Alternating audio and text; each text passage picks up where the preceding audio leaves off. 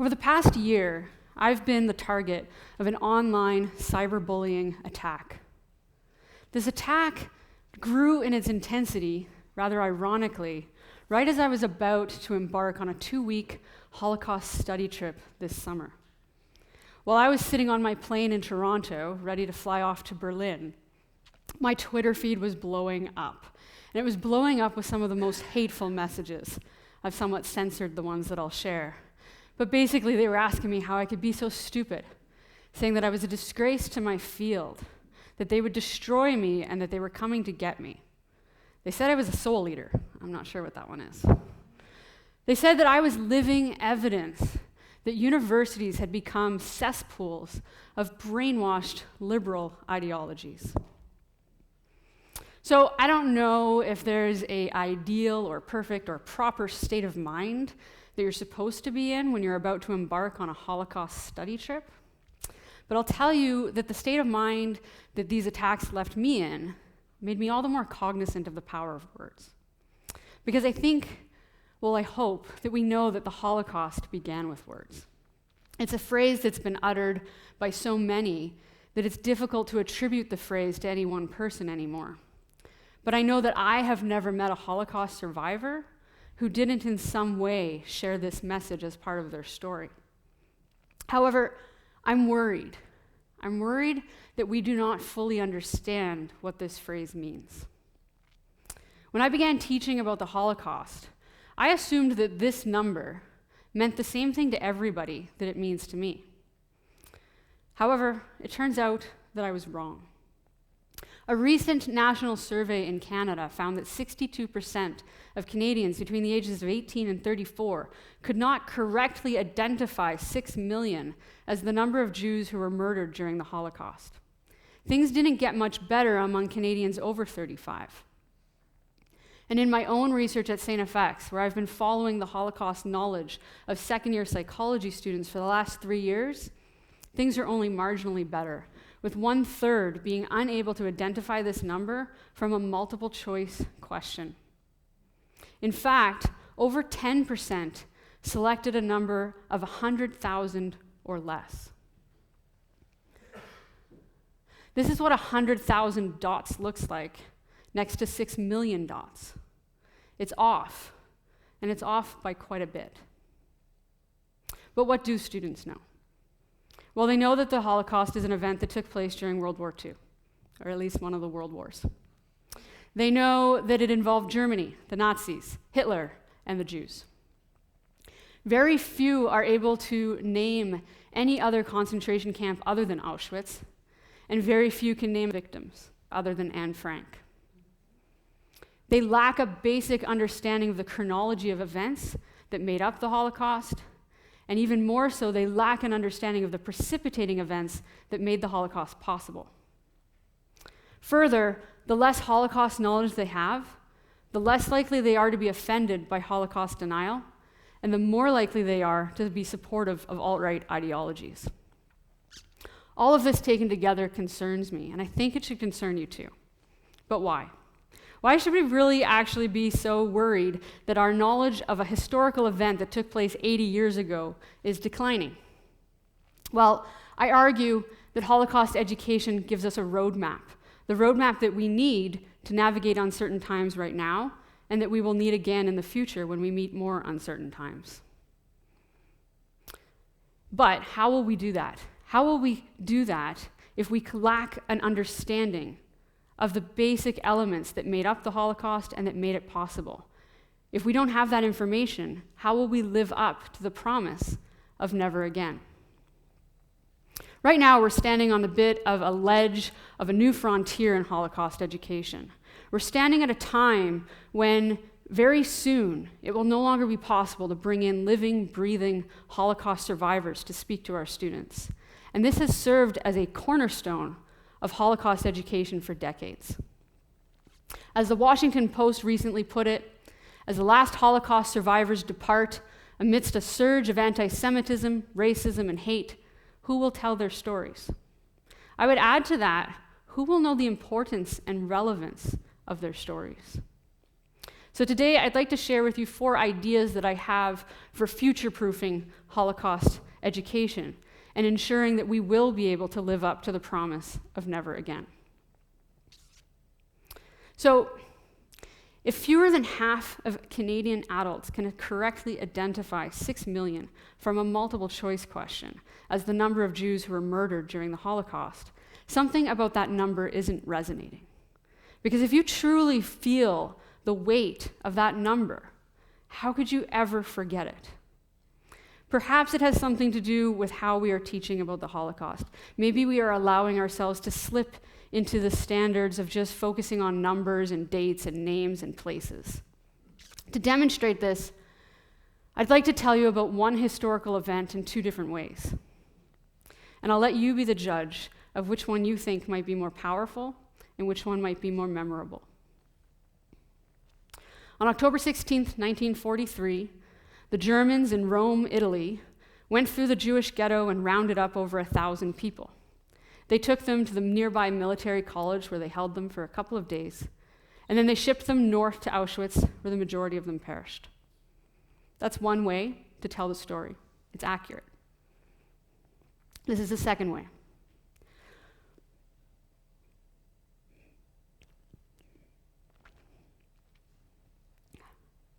This is Rena Di Veroli and her brother Adolfo. Rena was born on October 2nd, 1933. She loved to go to school. She went to an all-girls school and she did quite well. She liked to draw flowers, and these are actually flowers that she drew. On the morning of October 16th, 1943, Rena went outside to play with her neighbor. And while she was doing that, the Germans showed up at the door to her apartment and ordered her mother and brother to pack up. Her father was not home at the time. The neighbor's mother noticed this happening and urged Rena to follow along because she didn't want Rena to become separated from her mother and her brother. And so Rena did follow along. And together they ended up in that military college, where they were held in a crowded space with little access to water or food for 2 days. They needed these 2 days because they had to sort out who they had rounded up that might not be Jewish and make sure to let those people go. But once they were sure that everyone left was Jewish, they took them to the main train station in Rome. Perhaps you've been there. I've been there. But it was different. And when they got there, they were loaded onto cattle cars. And they were filled up so that there was no space to sit, no space to lie down. And for a number of grueling days and nights, they traveled this way with no water, no food, no way to relieve themselves, until they arrived at Auschwitz. And when they did arrive at Auschwitz, Rena being 10, Adolfo being 8, and their mother Wanda, 29, they didn't stand a chance of entering the camp. They were taken directly to the gas chambers. Along with Rena's maternal grandmother Rosa, they all perished that same day that they arrived. Giacomo, Rena's grandfather, was likely admitted into the camp, but he too eventually perished. So Rena is one story of 6 million. Adolfo is 2. Wanda is 3. Rosa and Giacomo are 4 and 5 of 6 million. Of the 1,023 individuals who were taken from the Rome ghetto that day to Auschwitz, 16 survived, 15 men and one woman. So this is the story of one, and I hope that you'll see that this story, this version, was much more powerful. And when we start with these individual stories, that's the only way we can ever come close to the 6 million holding the weight that it does. And that 6 million also includes more than 1 million children like Rena and Adolfo. But Holocaust education is not just about history. We need history. If you're a historian, we need you. We need historical context. We need historical accuracy. These are both very important. But Holocaust education needs to show up in all of our classrooms. It's relevant to so many different topics. There's the obvious contenders like political science and international relations, English, literature, sociology. There's some less obvious ones as well. There's geography, there's architecture, there's molecular biology and the advances that we're making in things like gene editing that bring a whole new form of eugenics into possibility. And one of the areas that I have found most useful in teaching about the Holocaust to my students has been art. There's something about art that can tell us more than any written word or even any perfectly directed Spielberg film. There's something unique about art, in particular with Holocaust art, because while we have the stories of survivors who come to speak to us, we're missing the stories of 6 million people who didn't survive.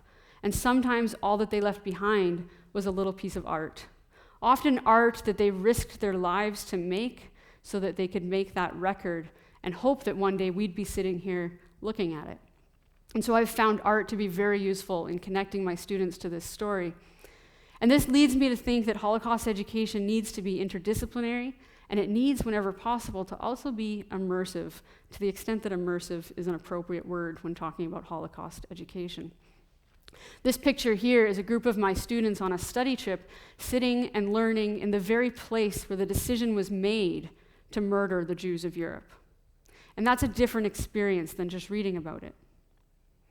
It's a qualitatively different experience to read about a massacre that takes place in a forest versus to stand there in that same forest, in the very same spot, to feel the same ground under your feet, to look up at the same sky, to see the same trees, and to watch them blow in the wind, knowing that they very likely might be exactly the same trees that were there during the event that you're learning about.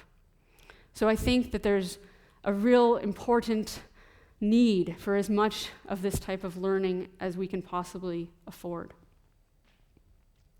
There's also no such thing as monsters. Any Holocaust education must, of course, make victims central to the story. But that doesn't mean we shouldn't also learn about the perpetrators. If Holocaust education can be a map to navigating our uncertain times of now and in the future, what good is a map going to do us if it only tells us where to find the victims? We also need a map that's going to tell us where to find the perpetrators, but also what path led them to becoming perpetrators. In popular culture, we tend to portray Nazis as zombies, as monsters, as the embodiment of pure evil. But they actually weren't. They were human. They were just as human as you and just as human as me. One of the most profound things that I notice in my students as we learn about the Holocaust together is that at the beginning of the course, they always think that they're going to be the rescuer. Okay. Anyways, they think that if they had lived during the time of the Holocaust, they definitely would have rescued people. By the end of the course, they realize that at best they would have been bystanders, and at worst, with a great degree of probability, they probably would have been perpetrators. If we want to understand the Holocaust as a roadmap that can help us with our own uncertain times, then we cannot give in to the temptation of seeing the Holocaust as a tragedy that was committed by otherworldly beings. We must acknowledge the shared humanness between us and the Nazis that perpetrated the Holocaust. Yes, they enacted pure evil, but they were not. And I would extend this to say that we must also recognize the shared humanity between us and the Nazis that continue to be amongst us today. This brings me to my final point, which is that never again is now. Hashtag never again is now has become a controversial hashtag that people add to their social media posts when they want to make some sort of comparison between current events or current world leaders and the Holocaust. And it's controversial because to some, they see this as being inappropriate, that to do so is disrespectful, and that it cheapens the memory of 6 million to make these kinds of comparisons. And I would agree that the Holocaust should never be invoked lightly. It must always be invoked with careful consideration and great deal of accuracy. However, never again is now. And I think that the difference between seeing this hashtag as controversial and seeing it as completely appropriate may have something to do with the detail of our Holocaust knowledge. If your understanding of the Holocaust begins and ends with the gas chambers, the concentration camps, and mass shootings, or even with mass deportations and ghettos, then I can understand why you would see these comparisons as being inappropriate. Because by and large, with a few exceptions, very few of the current events and world leaders that we have today rise quite to this level. However, if your understanding of the Holocaust is that it began with words, if it began by dividing us versus them, if it began by using words to write laws that would limit the freedoms of some, if it began by limiting and changing and altering the public narrative, then I think it's much more easy to see the relevance and accuracy of making these types of comparisons. Using words to divide our world into us versus them charts a path that can lead to the destruction of our very humanity. So yes, the Holocaust did not begin with gas chambers or with mass shootings, not even with mass deportations or limits on immigration. The Holocaust began by using words to define us versus them. It began by using words to encourage the masses to scapegoat a minority and to blame that minority for their own misfortunes. It began by using words to write laws that took away the rights of some. It began by using words to write movie scripts, movies that millions of Germans went to go and see, that depicted Jews as despicable, dangerous. It also began with words that weren't said. It began with words outside of Germany that failed to welcome and to defend the Jews. In Canada, it began with the words of a politician who, when asked about how many Jewish refugees Canada could take in, the answer was, none would be too many. So never again is now. Never again is now is because we are still, and perhaps never stopped, using words to divide us versus them, to slander and to instill hatred. Never again is now because we now are able to spread that hatred through a medium that was supposed to connect us and make information more accessible, but is really helping us to spread hatred in all sorts of new ways. Never again is now because the same politics, the politics of me over we, the politics of make whatever your country is great again, the politics of us versus them, the same politics that made the Holocaust possible are sweeping the world one nation at a time.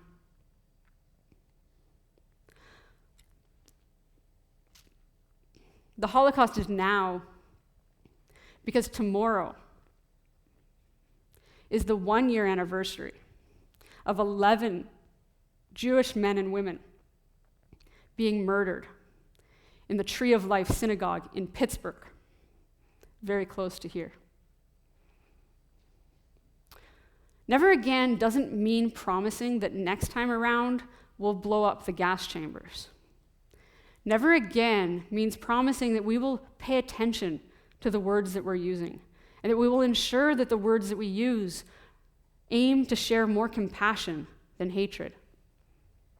We can't allow the very last Holocaust survivors who are alive today to die without showing them that we understand the magnitude of the task that they've left to us, and without giving them the confidence that we will live up to that promise of never again. Holocaust education can certainly provide a roadmap for navigating our uncertain times today and our uncertain times in the future. But if our Holocaust knowledge continues to decline at the rates that it is, we're not going to know how to read the map. Thank you.